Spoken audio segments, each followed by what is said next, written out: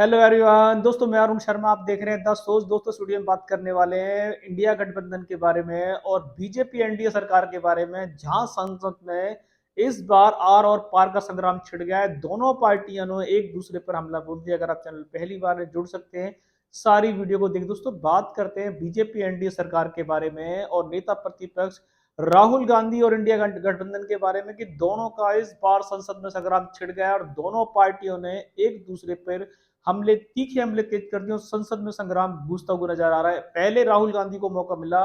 राहुल गांधी ने नीट जैसी परीक्षा पे बहुत सारे सवाल दागे थे। अग्निवीर योजना को लेकर बीजेपी सरकार को घेरा था।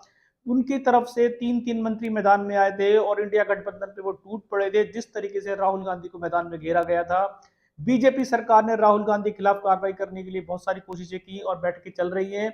ओम बिरला से एक तरफ से कार्रवाई वो चाहते हैं कि राहुल गांधी पे सारा टिकरा फोड़ा जाए और हिंदू को समाज को जो राहुल गांधी ने बयान दिया उसको लेके मोदी गठबंधन ने बहुत सारी चीजों को उलटफेर कर दिया, जिससे कांग्रेस पार्टी को काफी दिक्कतों का सामना करना पड़ रहा है। क्योंकि हिंदू जैसे समाज को अगर गलत तरीके से मॉडिफाई करके कोई मैसेज दिया जाएगा तो हिंदू समाज एक मिनट में अपना आपा खो देता है, ऐसा देखा गया। राहुल गांधी ने बहुत सारे तीखे हमले केंद्र सरकार पे बोले थे, जिससे केंद्र सरकार सबसे पल्ला झाड़ती नजर आई। वो सिर्फ राष्ट्रपति के भाषण को बनाने में लगे हुए थे। नेहरू की बुराई और इमरजेंसी के काल को दोहराकर सारे मुद्दों को साफ करने की बीजेपी की प्लानिंग थी, पर राहुल गांधी ने इस बार नेता प्रतिपक्ष से अपना अपना मुकाबला बराबर जारी रखा। पर देखा जाए तो जैसे ही मोदी जी के कमान मिली, मोदी जी ने अपने सारा पिटारा राहुल गांधी और कांग्रेस पार्टी पे फोड़ डाला। पर मुद्दा यहां गर्मा गया कि वॉकआउट हो गया।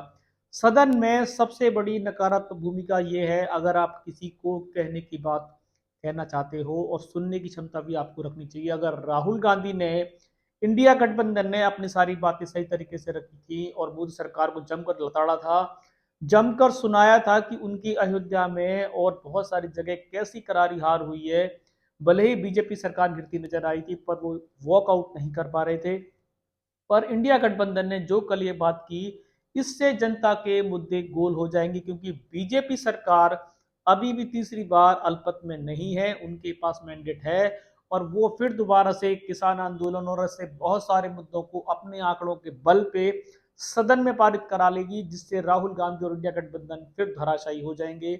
राहुल गांधी ने अगर अपनी बात सदन में चीखी चिल्लाई कही, पर जिस तरीके से कल उन पे आरोप लगे हैं कि वो वेल में जाने के लिए और हंगामा मचाने के लिए राहुल गांधी को एक तरीके से दोषी बताया जा रहा है, जिसपे गोदी मीडिया और मोदी मीडिया दोनों ने राहुल गांधी के खिलाफ अभियान चालू कर दिया है कि राहुल गांधी बेकार आदमी है, राहुल गांधी मूर्ख है।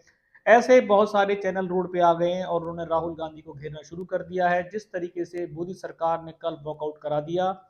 अगर राहुल गांधी नेता प्रतिपक्ष हैं और पूरी पार्टी को लीड कर रहे हैं, तो भले ही कितनी बुराई सुनने को मिले, पर जनता ने आपको चुन के भेजा है और जनता के चुने प्रतिपक्ष को मैदान छोड़ना किसी भी सूरत में अच्छा नहीं माना जाएगा।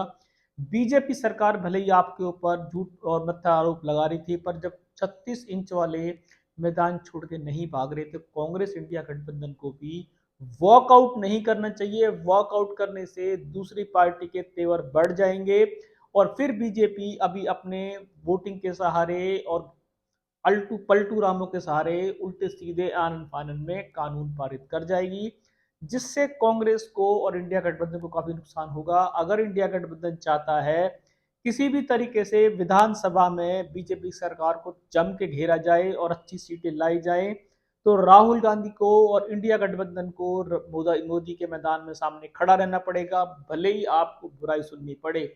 नेता प्रतिपक्ष और सदन छोड़ के भागना किसी भी सूरत में अच्छा नहीं है। जनता फिर देखेगी कि राहुल गांधी ने और इंडिया गठबंधन को जो हमने वोट दिए थे, कहीं वो बेकार तो नहीं जा रहे। अगर सदन में आप किसी को अपनी बात चिल्ला के कहना चाहते हो, तो आपको भी शांति से सुनना चाहिए। अगर मोदी सरकार ने उस दिन आपकी बात सुनी थी और वॉकआउट नहीं किया था, तो आपको भी वॉकआउट करना नहीं चाहिए, जिससे नेता प्रतिपक्ष की धमी धुलनी हुई है। और जिस तरीके से राहुल गांधी और इंडिया गठबंधन कल मैदान छोड़ के भाग गया और मोदी जी ने फिर अपने अंडेरे पंडेरे सारे तरीके से गा दिए, जिससे तालियां बजती रही, क्योंकि सुनने वाले तो भाग गए। अब उनके ही इर्द गिर्द के जो नेता थे वो तालियां पीटते नजर आए, जिसकी भी पहले से बीजेपी उम्मीद लगाई जा रही थी कि मोदी जी फिर दोबारा से पिटारा लाएंगे। उस पिटारों में जुमलों की सरकार बनेगी, उन पिटारों में मणिपुर जैसों को लपेटा जाएगा। जो मोदी जी सरकार ने कहा ऐसा धरती पे कुछ भी नहीं है। अगर आप मणिपुर की बात करो तो आज भी मणिपुर में हालात सामान्य नहीं है। कश्मीर में भी वो इतने टाइमों से कहते आ रहे हैं, पर आज भी कश्मीर में हालात ऐसे के तैसे बने हुए हैं। मोदी सरकार अगर अमृतकाल की बात करती है तो यूपी ने उनका अमृत क्यों नहीं पिया, यूपी उनके अमृत से वंचित क्यों रह गई, और मोदी जी की गारंटी खुद यूपी ने नहीं स्वीकारी। तो मोदी जी के इस बार देखा जाए तो 1 लाख वोटों से जो जीत हुई है वो सबसे कम जीतने में नाम उनका इस बार आया है। अगर मोदी सरकार का मुकाबला राहुल गांधी इंडिया गठबंधन को करना है, विधानसभा में घेरना है, तो सबसे पहली बात कि जनता के लिए आपको मैदान छोड़ के नहीं भागना है। भले ही आपको कान में उंगल देके बैठना पड़े, पर नेता प्रतिपक्ष और सदन छोड़ना किसी भी पार्टी के लिए अच्छा संदेश नहीं है। और आर पार जब तक नहीं होगी, जब तक मुद्दे गरमाएंगे नहीं, जनता की आवाज गूंजेगी नहीं, सदन में एक पार्टी फिर अपनी मनमर्जी करके चली जाएगी, जैसे बीजेपी सदा से करती आ रही। दोस्तों फिलहाल राहुल गांधी और इंडिया गठबंधन ने कल जिस तरीके से वॉकआउट किया, वो वॉकआउट किस तरीके से सूरत में नहीं ठहराया जा सकता कि वो सही है।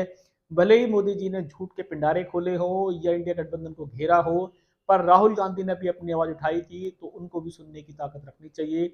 जिस तरीके से राहुल गांधी ने कल मैदान छोड़ा, ये जनता में मैसेज सही नहीं है। अगर इंडिया गठबंधन इस तरीके से वॉकआउट करता रहा तो मोदी सरकार फिर दोबारा से अपने कानूनों को पास कराने में मुश्किल उनको आएगी नहीं, और आराम से पास करा जाएंगे। दोस्तों इस रुझान पर नजर बनाई हुई थी कि इंडिया गठबंधन और मोदी सरकार में इस बार आर पार का मुकाबला है। संसद में सियासी संग्राम छूट चुका है, दोनों एक दूसरे पे हमले करे जा रहे हैं। किसकी बातें सच है, कितनी बातें झूठ हैं, वो इंडिया गठबंधन और मोदी सरकार की जनता को सब पता है। जनता आने वाले विधानसभा में फिर जिस पार्टी को वोट देना चाहिए वो देगी। दोस्तों इस रुझान पे कोई नया अपडेट मिलेगा समय से पहले बताएंगे। अगर आप चैनल पहली बार है जुड़ सकते हैं, सारी वीडियो को देखें। दोस्तों मैं अरुण शर्मा मिलूंगा नई सोच के साथ, तब तक अपना ध्यान रखें। नमस्कार।